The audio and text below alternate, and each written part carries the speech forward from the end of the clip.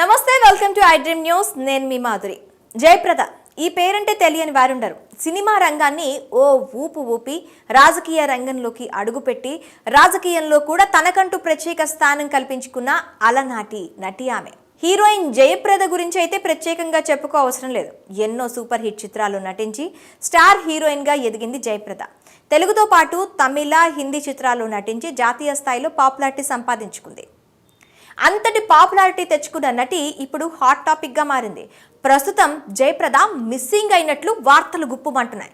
ఆమె ఓ కేసులో నిందితురాలిగా ఉండగా పరారీలో ఉన్నట్లు సమాచారం. ఇంతటి ఫేమ్, క్రేజ్ దక్కించుకున్న ఆమె ఎందుకు పారిపోవాల్సి వచ్చింది?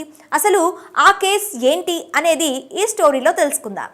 ప్రముఖ నటి, రాజకీయ నాయకురాలు, మాజీ ఎంపీ జయప్రద ఎన్నో సూపర్ హిట్ చిత్రాలు నటించి పాపులర్ అయ్యారు. ఎన్టీఆర్, ఏఎన్ఆర్, కృష్ణ వంటి స్టార్ హీరోల సరసన నటించి ప్రేక్షకుల కలల రాణిగా ఆమె ఎదిగారు. అప్పట్లో ఆమెను వెండితెరపై చూసేందుకు థియేటర్లకు క్యూ కట్టేవారు అభిమానులు. ఇక సినిమాలకు బ్రేక్ ఇచ్చిన ఈ అందాల భామ రాజకీయాల్లోకి ఎంట్రీ ఇచ్చింది.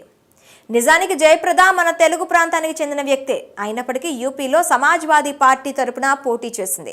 ఉత్తరప్రదేశ్లోని రాంపూర్ నుంచి జయప్రద 2 సార్లు ఎంపీగా గెలిచి రాజకీయంగా ప్రజలకు సేవలు అందిస్తూ వస్తోంది. 2004 నుంచి 2014 వరకు ఉత్తరప్రదేశ్లోని రాంపూర్ నియోజకవర్గం నుంచి ఎంపీగా బాధ్యతలు నిర్వహించారు.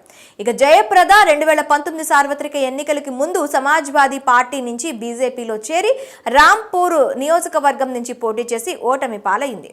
ఇదిలా ఉంటే అసలు జయప్రద మిస్సింగ్ అనే వార్త వ్యాపించడానికి కారణం ఆమెపై జారీ అయిన నాన్ బెయిలబుల్ అరెస్ట్ వారెంట్.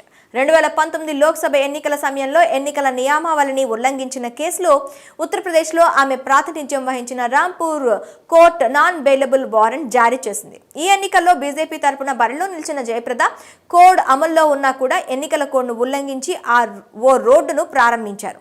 అంతేకాకుండా పిప్లియాలో నిర్వహించిన బహిరంగ సభలో ఆమె అభ్యంతరకర వ్యాఖ్యలు చేశారు. దీంతో అక్కడి పోలీస్ స్టేషన్లో ఆమెపై 2 కేసులు నమోదయ్యాయి. ఇక ఇప్పటికీ ఆ కేసు రాంపూర్ కోర్టులో నడుస్తోంది. ఈ కేసుల్లో కోర్టు ఎన్నిసార్లు ఆమెకు కోర్టుకు హాజరు కావాలని నోటీసులు పంపినా ఇప్పటి వరకు ఆమె హాజరు కాలేదు. దీంతో ఆగ్రహించిన కోర్టు నాన్ బెయిలబుల్ వారెంట్ జారీ చేసింది. నవంబర్ 17న non bailable arrest warrant court జయప్రదపై జారీ చేసింది.